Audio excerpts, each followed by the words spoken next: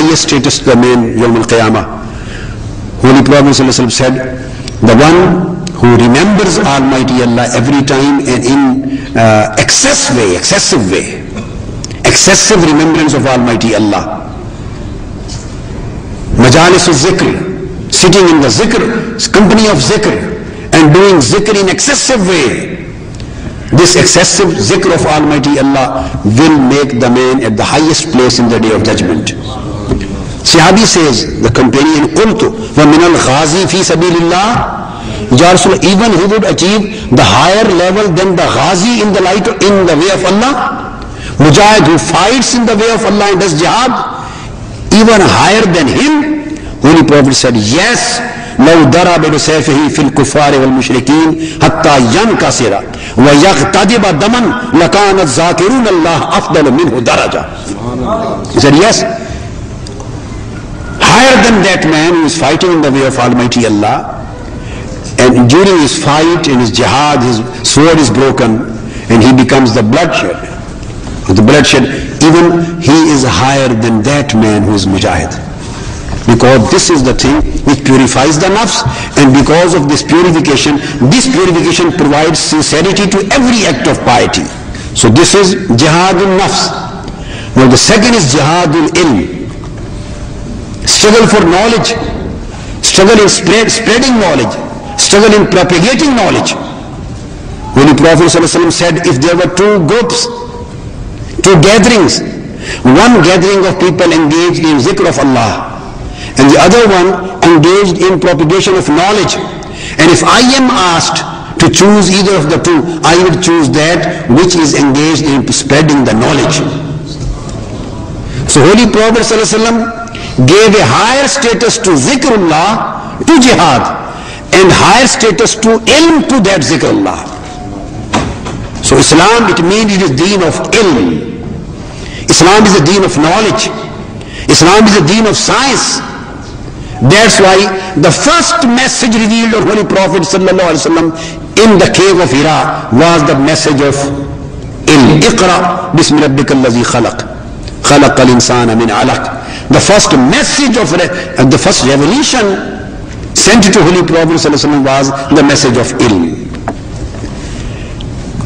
And then Holy Prophet stated, utlubul ilma walau kana bis-sin, in order to get the ilm, the science and technology, for scientific and academic advancement, all barriers have been removed, whether you have to go to Muslim lands or you have to go to non-Muslim lands.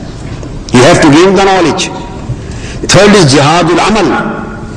And in ilm it is jihad with dawah. Dawah also is included in this. In jihadul amal, you work for righteousness. You work for morality, uplift of morality.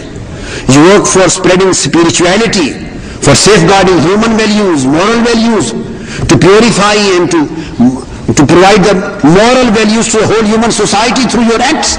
This is jihadul amal. Fourth is jihadul mal. This is charity for the needy and poor people. And fifth is jihadul qital. This fifth category of jihad, this would be wrong, that neglecting all the four basic categories of jihad, just concentrating on one, and then neglecting the required terms and conditions of jihadul qital too. I would like to mention here that this jihadul qital, this is just for the defense of the right of Muslims, defense of humanity. This jihad is against aggression. This jihad is against mischief. This jihad is against oppression. In the same way as UNO declares the right of the United Nations and right of the countries to wage a war to eliminate the oppression, cruelty and mischief, the same way Islam has allowed to wage a war to eliminate the aggression and cruelty and oppression. But I would like to explain that this jihadul qital, this was never commanded in the early 19 years of promulgation of Islam. Islam was promulgated in Mecca. Holy Prophet ﷺ stayed there for 13 years. No Quranic verse was revealed for the commandment of jihadul qital. Then Holy Prophet migrated to Medina. In his early 6 years, no commandment for jihadul qital was revealed, for iqdam. Just if anybody attacks on you, it is compulsory for you to defend. This is a common right for everyone. You know all the wars, the Ghazwa Badr and Uhud and Khandak, everything. Their trench, these were fought here in Medina or outside Medina for defense. No verse of Jihadul Qital or verse of Jihadul Iqdam was revealed till 19 years passed, till the day of Hudaybiyah, when Holy Prophet ﷺ did the treaty of peace with Meccans, and he was coming back, and 19 years had passed. At that time, Islam and the Muslims were in a position to advance for these kind of activities where they were involved in armed conflicts. So the war, the act of the commandment of jihad was revealed after the Hudaybiyah. This was the 19th or 20th year of promulgation of Islam.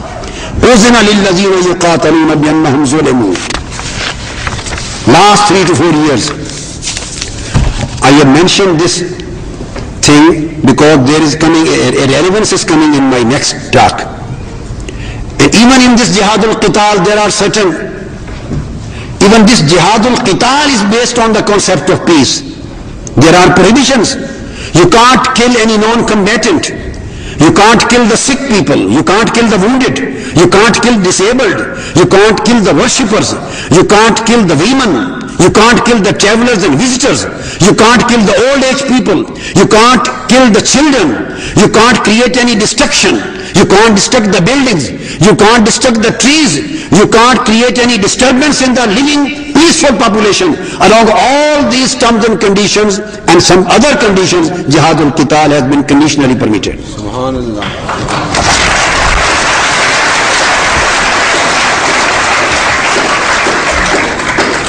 And this was done by the Caliphate, Orthodox Caliphate. Sayyidina Abu Bakr, when he used to send his army, he used to give the written instruction to the commander, bearing these all instructions and terms and conditions. The same was conducted even till the time of Salahuddin Ayyubi. But on the other hand, whenever the other people took over the Islamic lands, there was just a butchery and nothing else. Professor Hitti writes in the history of Arabs, he writes that Islam was spread through the message of peace, through its character, through its attraction of its teachings. And Hitti says it was never spreaded in those lands which were originally Christian. It was not spreaded through sword. He says that's why 3 to 4 centuries had passed, and those Christians who were living within Islamic rule and Islamic government, they were just allowed to practice their own religion, and they were not converted till 3-4 centuries because there were no coercion for their religion. And moreover, this is a very significant point for our own Muslim brothers who are always very anxious to wage war against kufr and misusing the name of jihad and creating more loss and damage and problems for Muslim world. They don't know what Jihadul Qital is. Excluding many other conditions, I will just try to mention just one here, and that is you can't enter into any armed conflict in the name of jihad if there is a clear indication that in the armed conflict your enemy will become successful, or he will capture your land, or you will get an unrepairable loss or damage, as in the case of Afghanistan and Iraq. If this is the situation, then you have been commanded to avoid from any kind of armed conflict. The strategy you have to draw. Holy Prophet ﷺ said, now this thing has not been allowed to any individual, any soldier of Islam, any mujahid, any muballigh, any da'i, formulating an organization and allowing himself on his own authority to wage jihad against kufr and to put whole of the Muslim ummah in a trouble. This is not allowed to any individual or any group of the people. When it is stated in the classical books of Islam and fiqh, in Badai us-Sanai, in Durr al-Mukhtar, and many other fatawa and fiqh book, they say, if you see that there will be unrepairable loss, an unbearable loss for the Muslims as a result of this armed conflict, so this is not a jihad, this is haram. And keep yourself away from this situation is fard.